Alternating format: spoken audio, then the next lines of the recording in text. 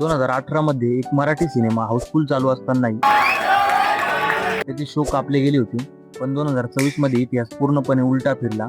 यावेळी मराठी सिनेमाला स्क्रीन मागाव्या लागल्या नाही, तर थिएटर मालकांनी स्वतःहून बॉलिवूडचे शो कॅन्सल करून मराठी सिनेमाला प्राईम टाइम दिला. आणि ही गोष्ट फक्त एका सिनेमापुरती मर्यादित नाही.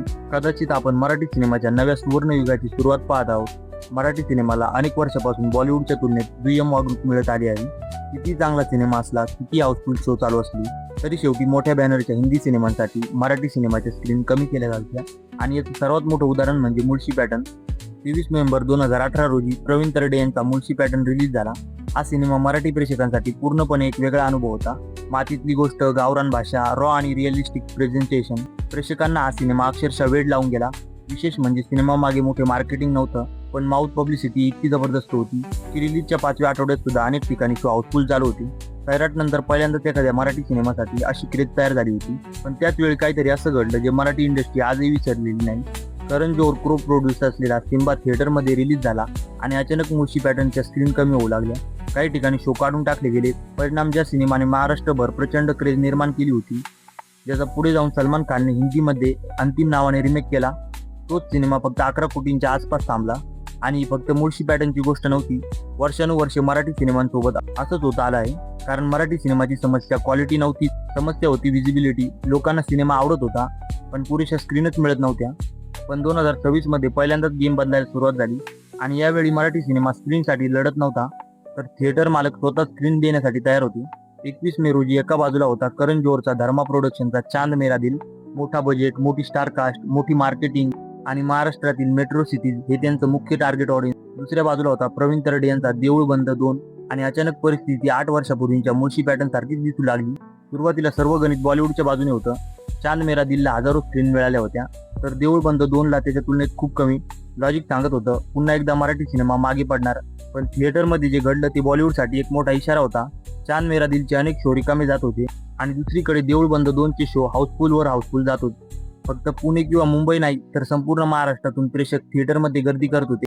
सिच्युएशन इतकी बदलली की थिएटर मालकांनी स्वतःहून हिंदीचे शो कमी करायला सुरुवात केली आणि देऊळ बंद 2ला ॲडिशनल स्क्रीन दिल्या. हा क्षण खूप महत्त्वाचा होता, कारण अनेक वर्षानंतर पहिल्यांदाच मराठी सिनेमासाठी स्क्रीन वाढवल्या जात होत्या आणि त्या वाढवायला प्रेक्षक थिएटर मालकांना भाग पाडत होते. पण इथे एक प्रश्न निर्माण होतो, देऊळ बंद 2 हा फक्त एक अपवाद होता का हा एक लकी हिट होता? जर फक्त एक सिनेमा असता तर कदाचित हो, पण त्याआधीच राजा शिवाजीने चित्र बदलायला सुरुवात केली होती. जुनेद खानचा एक दिन आणि राजा शिवाजी जवळपास एकाच काळात रिलीज झाले होते. पण राजा शिवाजीने बॉक्स ऑफिसवर धुमाकूळ घातला. सगळ्यांचंच लक्ष मराठी इंडस्ट्रीकडे वळलं. 100 कोटींचा टप्पा पार करत त्याने सिद्ध केलं की योग्य स्केल, विजन आणि ऑडियन्स कनेक्ट असेल तर मराठी सिनेमा कोणापेक्षा कमी नाही. आणि आता देऊळ बंद 2चे आकडे तर आणखी आश्चर्यकारक आहेत. फक्त 10 कोटीच्या बजेटमध्ये बनलेल्या या सिनेमाने काही दिवसांतच अनेक पट कमाई करून दाखवली. हा रिटर्न ऑन इन्व्हेस्टमेंट अनेक बॉलिवूड सिनेमांपेक्षा जास्त आहे. आज बॉलिवूडमध्ये 200-300 कोटी खर्च करूनही सिनेमे फ्लॉप होत आहेत, तर दुसरीकडे मराठी सिनेमा कमी बजेटमध्ये प्रेक्षकांच्या मनावर राज्य करत आहे. पण खरी गोष्ट अजून पुढे आहे, कारण देऊळ बंद 2 आणि राजा शिवाजी हे एंड गोल नाहीत, ते फक्त बिगिनिंग आहेत. मराठी इंडस्ट्रीचा पुढचा लाईनअप खूपच एक्साइटिंग दिसतोय. मंजुळा सारखा हॉरर कॉमेडी प्रोजेक्ट, गबाडकुंड सारखा फॅन्टसी हॉरर चित्रपट आणि नागराज मंजुळे भारताचे पहिले ऑलिम्पिक विजेते खाशाबा जाधव यांच्यावर सिनेमा घेऊन येत आहेत. इतकंच नाही, केजीएफ आणि कांतारा सारख्या पॅन इंडिया ब्लॉकबस्टर्स देणारी हंबाले फिल्म सुद्धा आता मराठी इंडस्ट्रीमध्ये गुंतवणूक करत आहे. आणि ही गोष्ट खूप मोठा संकेत देते, कारण जेव्हा बाहेरचे मोठे स्टुडिओज एखाद्या इंडस्ट्रीमध्ये पैसे गुंतवू लागतात, तेव्हा त्यांना त्या इंडस्ट्रीचं भविष्य दिसत असतं.